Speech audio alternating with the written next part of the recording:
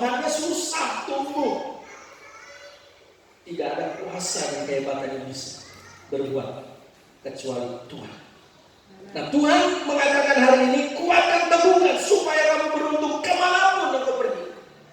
Enggak persoalan di mana kita ada saat ini, asal Tuhan ada bersama kita. Amin. Pastikan Tuhan ada. Kalau Tuhan nggak ada di tempat yang basah sekalipun, kalau Tuhan nggak ada, langit bisa jadi tembaga, tanah bisa jadi besi. Tapi kalau Tuhan ada, langit yang tembaga itu diubah Tuhan, dibuka tingkat piramid, curahkan berkah. Karena itu bukan kepintaran orang, itu bukan kehebatan manusia, itu bukan bicara tentang koneksi, tapi itu bicara tentang kedaulatan dan kekuasaan Tuhan.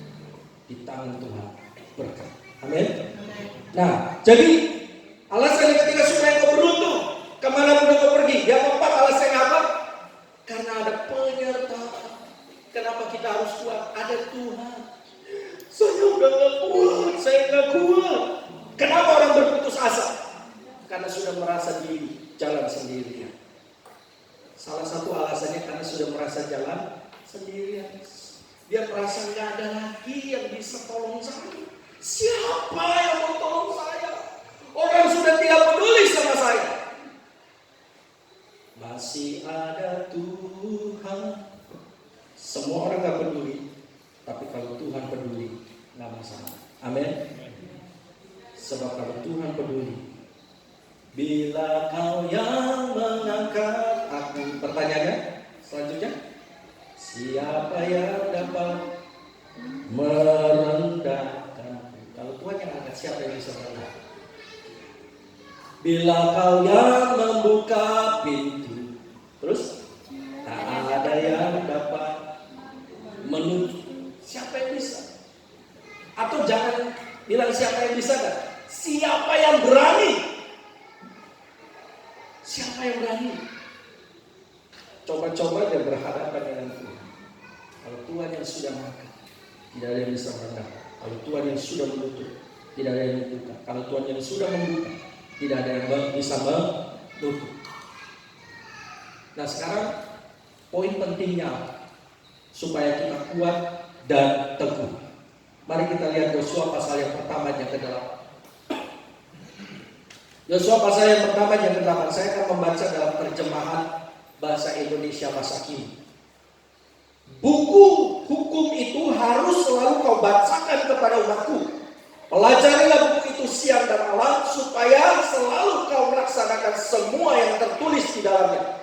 Kalau kau melakukan semuanya itu, hidupmu akan makmur dan berhasil. Nah, kata memperkatakan di sini itu bukan hanya sekedar mengucapkan sehingga terkesan seperti mantra, seperti dukun komat kami pakai ayat Alkitab untuk memenuhi kebutuhannya. Kata perkataan di situ bukan seperti mengucapkan mantra, memperkatakan firman.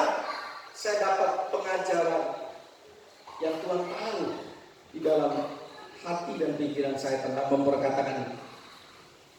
Dalam perenungan, arti kata memperkatakan ini disampaikan kepada Yosua. Dengarkan baik-baik poin ini Bapak Ibu. Tuhan sampaikan kepada Yosua. Untuk apa Yosua ini menggantikan Musa jadi pemimpin? Ketika Yosua menggantikan posisi Musa, ada satu tugas yang Yosua tidak boleh lupakan, supaya bangsa yang dipimpinnya tidak hancur meninggalkan Tuhan lalu binasa kehidupannya.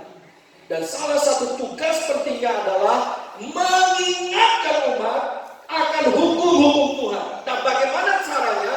Perkatakan, sampaikan, ucapkan. Itu maksudnya. Ketika kamu menjadi seorang pemimpin, ada satu tugas Yosua, kamu harus sampaikan. Karena tidak ada cara yang bisa menguatkan kehidupan umat, kerohanian kita kuat, kondisi keimanan kita kuat, kecuali kita dapat firman. Bapak Ibu, apa yang memasuki pikiran kita? Apa yang memasuki hati kita? Yang menguasai itu apa? Kalau yang menguasai bukan perkataan Tuhan, kalau yang menguasai perkataan dunia, kalau yang menguasai perkataan manusia, kita masih ada kemungkinan bisa kecewa. Kita bisa marah, kita bisa protes. Kenapa? Karena kadang-kadang penilaian dunia, penilaian manusia itu seringkali bisa ada merendahkan, menghina, enggak peduli, enggak empati, enggak simpati. XL enggak pakai, mentari apalagi enggak simpati. Tapi kalau perkataan Tuhan yang menguasai, Tuhan tidak akan mencelakakan. Amin. Percayalah, hukum Tuhan tidak ada yang mencelakakan kita. Itu sebabnya dalam ayat yang ke-8 tadi dikatakan, perkatakan, ingat firman. Mazmur pasal 119 ayat yang ke-9 berkata begini, dengan apakah seorang muda mempertahankan kelakuannya bersih? Tidak ada kekuatan yang bisa untuk kita mempertahankan kelakuan kita bersih, kecuali satu, menjaganya sesuai dengan firman Tuhan. Saya akan tutup dengan satu ayat firman Tuhan. Matius pasal 16 ayat 26. Mari kita lihat Matius pasal 16 ayat yang ke-26. Dalam terjemahan sederhana Indonesia. Mungkin Bapak Ibu nanti ketika melihat Alkitab terjemahan baru, beda perkataannya, penjelasannya. Bukan berarti firmannya beda, tapi ini masalah penjelasan, penguraian supaya lebih jelas. Dan saya akan membaca dalam versi TSI, terjemahan sederhana Indonesia. Matius 16 ayat 26. Coba pikir, apa gunanya kamu menjadi kaya sampai memiliki seluruh harta di dunia, kalau kamu tidak memiliki hidup untuk selama-lamanya? Karena harta apapun tidak bisa membeli hidup untuk selama-lamanya. Apa gunanya memperoleh seisi dunia kalau kamu kehilangan nyawanya?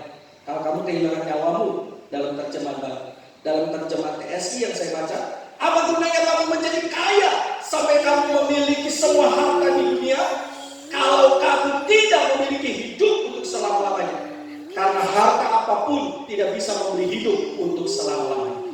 Semua akan ditinggalkan. Tapi kalau kita punya sesuatu, dititipkan Tuhan, pergunakan untuk kemuliaan Tuhan. Amin. Bersyukur, karena saatnya nanti itu semua tidak akan kita bawa. Kemarin siang saya diminta pelayanan pemakaman, dan saya baru kali pertama tahu San Diego Hill, pelayanan dari keluarga saudara papa yang dimakamkan di San Diego Hill, Kerawang. Kemarin saya diminta untuk melayani. Bapak Ibu, ketika saya lihat begitu luasnya pekuburan San Diego Hill, tertata rapi, dan dari informasi yang saya terima, San Diego Hill itu kuburan yang bukan kuburan yang murah, ya ada kelas-kelasnya.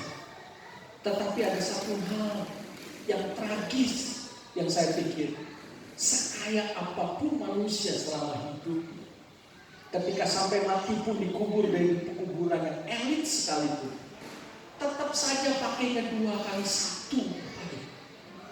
Ketika saya melihat lubang liang lahatnya, buat saya kuburan di Gelok itu masih lebih dalam.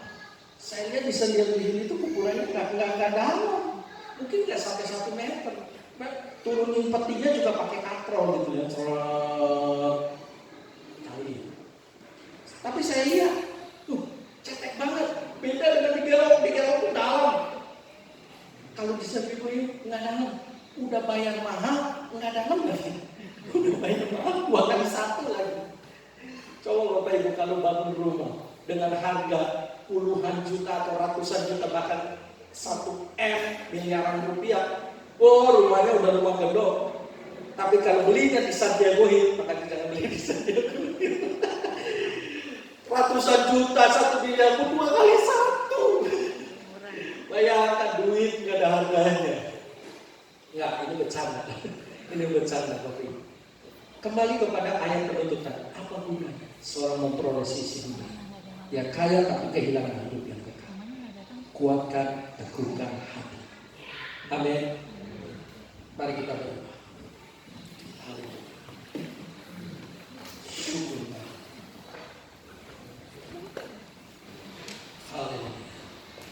Sering kita melihat jalan-jalan Tuhan, sering kita mengerti. Tetapi satu hal yang aku tetap yakin dan percaya, kalau Tuhan menyertai, hidup kuat, hidup tetap. Kuatkan dan teguhkan hati. Sering kita mengerti jalan-jalan Tuhan, tapi ajar aku untuk tetap percaya, jalan bersama, menghadimuliakan dalam hidup.